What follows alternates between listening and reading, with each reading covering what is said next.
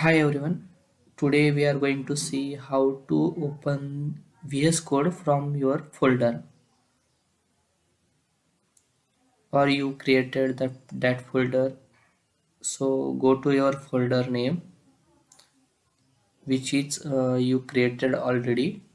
So uh, here I have created this KLWC. In that I have created assessment as a folder.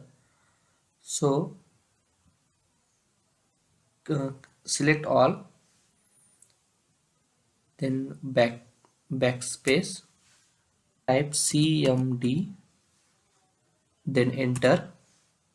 Once you enter the CMD, then type code space dot, then enter. Once you enter, it will directly redirect it to your VS Code. Enter